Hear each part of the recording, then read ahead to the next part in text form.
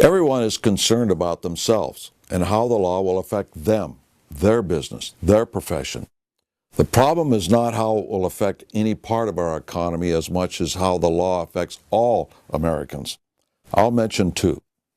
First, the language in Section 1553 indicates that programs which include abortion, euthanasia, assisted suicide, and the withholding of sustenance to the patient can be federally funded.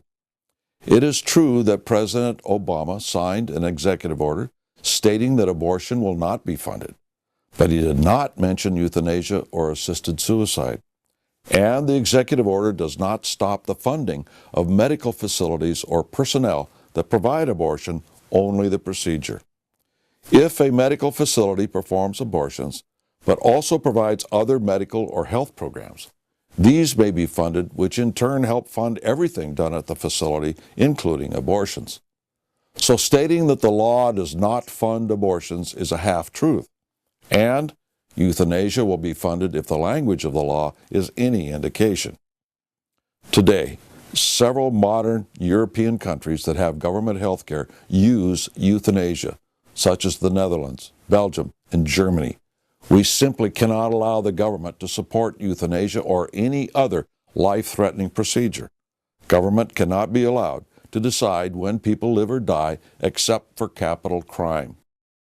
Second, there is a program mandated to start wellness and prevention programs in the poor communities, which will then be used as a model to implement a national strategy. Sounds good, doesn't it? However, these programs mandate home visits with the testing of children and families, and the list of improvements the government wants indicates that they will intrude on every aspect of life in America from cradle to grave. In the health care law under Improvements in Outcomes for Individual Families, the government will institute local studies and experiments to be implemented into a national strategy all across the country. As we go through the list of improvements the federal government wants, while they sound good, think of the intrusion into individual families. That's you and your children.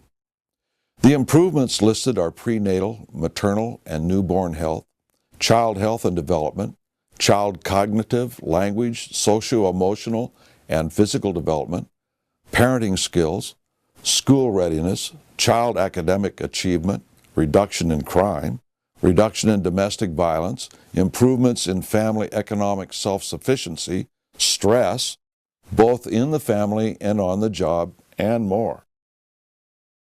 Home visiting programs are part of the law. Think of how the government must come into every home to first gather information and then use that data to intrude on parental rights.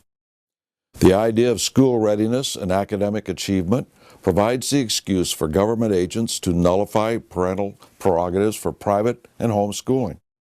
Since they can test the preschool children, mold the tests of how and what the children should be taught, they can use this information to try and force you to send your children to government institutions.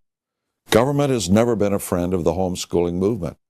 And given the social worker mindset, perhaps even take the children away from the home by calling parents bad when they are simply being resistant to government intrusion, which is their right to do. Once this program evolves out of localized studies and then implemented on a national scale as provided for in the law, the manpower required to implement this legislation will be legion. The initial stages are to be tested in the inner cities and poor areas. It will provide jobs for such organizations as ACORN or their successors. Historically, socialist activists gravitate to such jobs. Nationally, it will mean hundreds of thousands of government workers reaching into all parts of the country to implement the program, and our taxes will go up accordingly. In order for government workers to come into the homes of America, the Bill of Rights will be trashed. The First to the Fifth Amendment will be violated.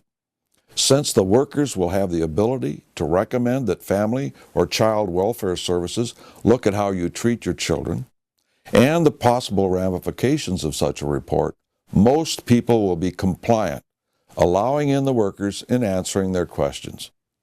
You will be intimidated from telling the government what you think of them, a violation of the First Amendment. They may ask you if you have a gun in the home, a favorite question asked by social workers. They cannot even be in your home without your permission, a violation of the Fourth Amendment. They will violate the Fifth Amendment by asking private questions of you and your children that may be used against you in the future. Was this debated on the floor of Congress? The legislation established a group to begin the process. It is known as the Interagency Working Group on Health Care Quality. It is composed of a mind-numbing array of government agencies, many of which we are sure you don't even know exist. By listing them, you will begin to see the intrusive nature of government into medicine even before the law was passed. As you look at the list of government agencies in this working group, ask yourself what kind of politician wants this sort of government intrusion into medicine and your family. And more importantly, what do they intend to do with it? Other groups the law mandates to be established to implement their recommendations include many of the aforementioned agencies and also these listed. Again, why is an agency such as Homeland Security involved? You can quickly begin to forget that this law was sold to us as a health care reform package when you see all of the government agencies that are to come together to tell us what's best for us and our children. In light of the Bill of Rights, the government agencies involved are indeed scary. This is the main problem with the law. It is the fact that it mandates a structure to run our lives. You may have an idea now why totalitarians of the 20th century were able to use socialized medicine to help subjugate their own people. From Lenin to Hitler to Castro, this has been true. The world's longest reigning communist dictator, Cuba's Fidel Castro, has roundly applauded Mr. Obama for passage of the health care legislation. Castro said, "We consider health reform to have been an important battle and success of his government."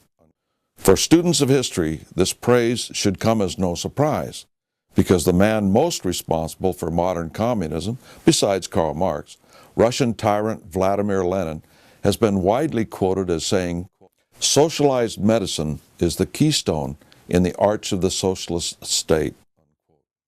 Yet proponents of our new law said it would provide more freedom for the American people. For example, House Majority Leader Steny Hoyer stated that the health care bill he so strongly pushed will give patients, not insurance companies, greater control over their health care. Looking at the law, we already see that this promise will not be kept.